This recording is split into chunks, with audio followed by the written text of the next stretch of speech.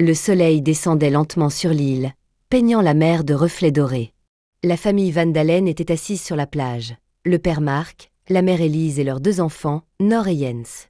L'île ressemblait à un paradis calme, chaude, loin de tout danger.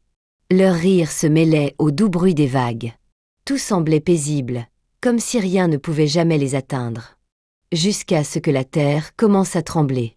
Au début, c'était léger, presque imperceptible, comme si quelque chose frappait sous la surface.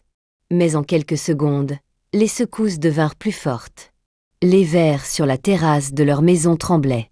Les oiseaux s'envolaient en criant, comme s'ils sentaient le danger. « Papa, c'est quoi ça ?»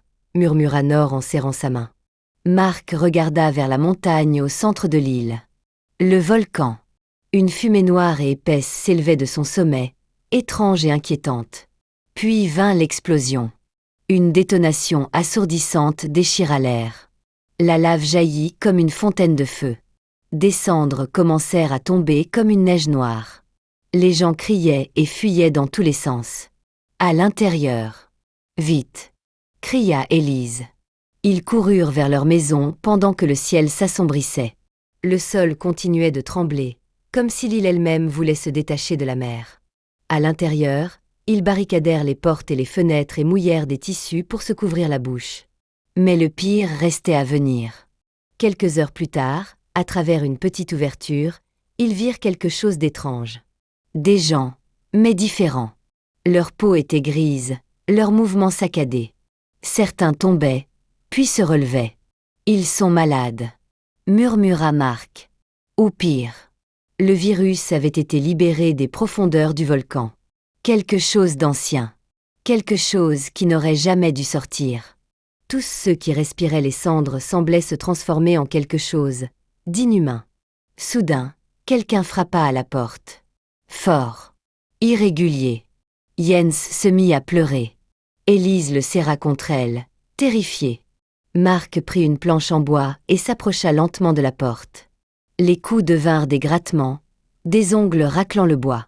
Puis la fenêtre se brisa. Une main brûlée et abîmée entra. Des yeux vides les fixaient. C'étaient leurs voisins, ou ce qu'il en restait. « Courez !»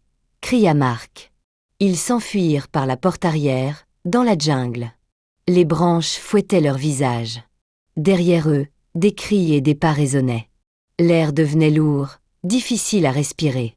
Nor trébucha, mais Élise la releva immédiatement. « Ne t'arrête pas. Continue. » Les heures semblaient interminables. La nuit tomba, mais l'île restait pleine de bruit. Au loin, le volcan brillait comme une plaie ouverte. Des sons étranges résonnaient partout, pas humains. Puis soudain, une lumière vive. Les pales d'un hélicoptère déchirèrent l'air. L'espoir. « Ici, par ici !» cria Mark en agitant les bras. Une équipe en équipement lourd descendit avec des cordes. Masques, combinaisons, armes. Leur voix était étouffée et précise. « Ne bougez pas. Restez où vous êtes. » Ils furent examinés et scannés. Une femme hocha la tête. « Ils sont sains.